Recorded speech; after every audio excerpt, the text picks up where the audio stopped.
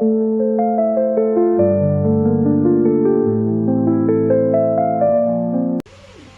everyone! Hello, how are you today? I hope you are all always happy and healthy wherever you are. In this video, I want to tell some storytelling with title The Friendship of a Bird and a Cat. And in these videos, I use a hand puppet as a medium for the storytelling. And before that, I want to introduce myself. First, my name is Karen Oliviana Chang, and I'm a 6th semester student of early childhood education. And yeah, hope you guys enjoy the video.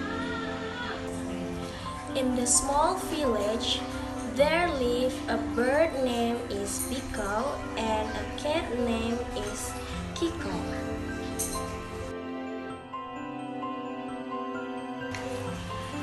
They live in the same house, but they never told each other. One day, Kiko was walking in the park. And when he saw Biko was falling from his nest, he immediately ran to help Biko. Biko, what happened with you? Are you okay? Yes, Kiko, I'm okay. Thank you for helping me.